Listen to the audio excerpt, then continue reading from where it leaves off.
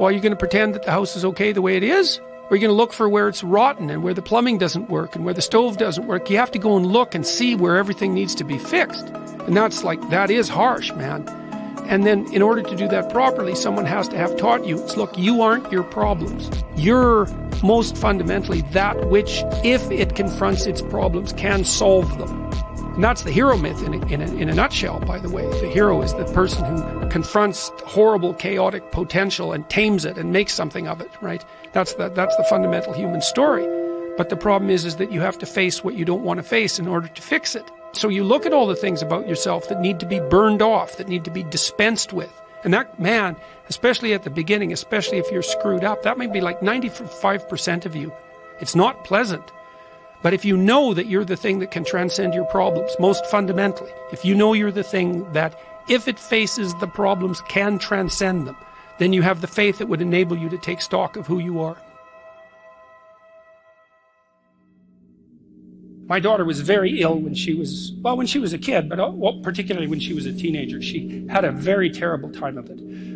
She had juvenile rheumatoid arthritis, and when she was between the ages of 14 and 16, it first destroyed her hip, which had to be replaced, and then it destroyed the ankle on her other leg, which had to be replaced. And she walked around for 2 years on broken legs, and she was taking massive doses of opiates and could hardly stay awake. And as a test of your faith, there's almost nothing that's more direct than a serious illness inflicted upon an innocent child, right? And so the chapter's a meditation on that, and also on, what to do in a situation like that, because everyone is going to have a situation like that in some sense, because you'll be faced with illness in the people that you love and in crisis. And so it's a practical guide to coping with those sorts of things. And one of the things you do when you're overwhelmed by crisis is you shorten your time frame. It's like you can't think about next month. Maybe you can't even bloody well think about next week, or maybe not even tomorrow.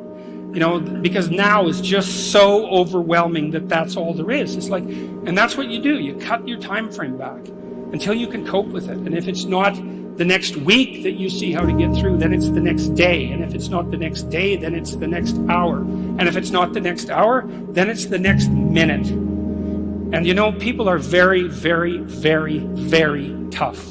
And it turns out that if you face things that you can put up with a lot more than you think you can put up with, and you can do it without becoming corrupted.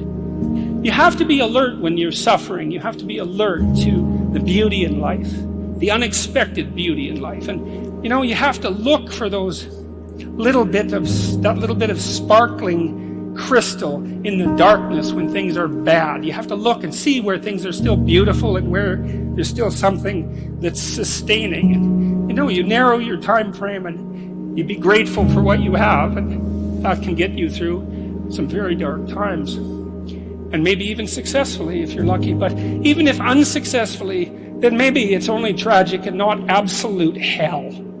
And you can do that, in the worst situation. You can make it only tragic and not hell.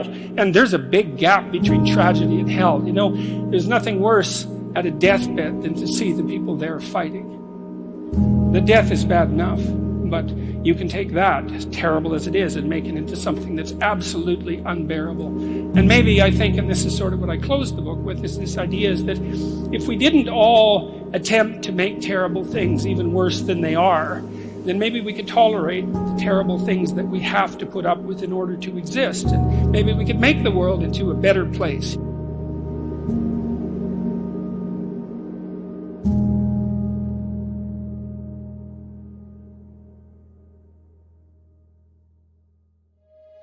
It's a constant storm to try to figure out what you're about. And you change. At 26, you're all about the hustle. You're going to be a billionaire, this and that. And then you go to the bar one night and you fall in love. And it changes what you care about, right? And then you have a child. And then this happens and then that happens. Things change. You just have to always consistently try to figure out what's driving you, and not because other people are watching, and not because that's what your dad wants, and not because that's what you said was going to happen and it doesn't look like it and your family's going to judge you. You just have to be as real with yourself as possible, and that is a very difficult struggle, but when you're not, you create enormous vulnerability and unhappiness. Truthful conversations redeem people. Because if you come to a clinical psychologist whose worth is salt, you have a truthful conversation. The conversation is, well, here's what's wrong with my life, and here's what caused it. Maybe it takes a year to have that conversation, and here's how it might be fixed. Here's what a beneficial future might look like. And so it's a completely honest conversation if it's working well. And all that's happening in the conversation is that the two people involved are trying to make things better. That's the goal. Let's see if we can have a conversation that will make things better. I think one of the factors in the resistance to these ideas of discipline and of taking responsibility for yourself is people recognizing that they're not doing that in their own lives, and they get upset, and instead of looking internally, they try to attack the thing that's upsetting them. They attack your message. They attack the philosophy behind it, rather than look internally and objectively and having some sort of introspective point of view where you go, okay, am I reacting to this because this resonates? Like I'm missing this aspect of my life? Does this diminish me?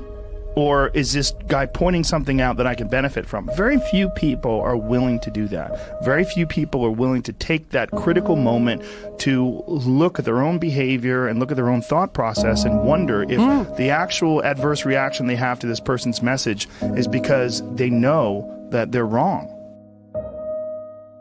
Start the process of becoming much more honest with yourself. It will help you make much better decisions, and it will help you in the long run. It may not taste as fun or as glamorous in the short term, but it will put you in a much better position. Stop doing the things that you know are wrong that you could stop doing.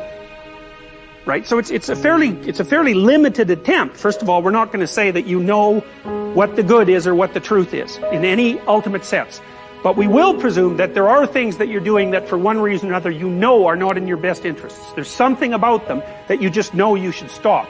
They're kind of self-evident to you. Other things you're going to be doubtful about. You're not going to know which way is up and which way is down. But there are things that you're doing that you know you shouldn't do. Now, some of those you won't stop doing for whatever reason. You don't have the discipline, or maybe there's a secondary payoff, or you don't believe it's necessary, or it's too much of a sacrifice, or you're angry or resentful or afraid. Who knows? But there's another subset that you could stop doing. It might be a little thing. Well, that's fine. Stop doing it and see what happens. And what'll happen is your vision will clear a little bit. And then something else will pop up that you will also know you should stop doing and that you could stop doing. And you could do that repeatedly for an indefinite period of time. And you know, that doesn't necessarily mean that you're going to ever be able to formulate a clear and final picture of what constitutes the truth and the good. But it does mean that you'll be able to continually move away from what's untruth and what's bad. And you know, that's not a bad start.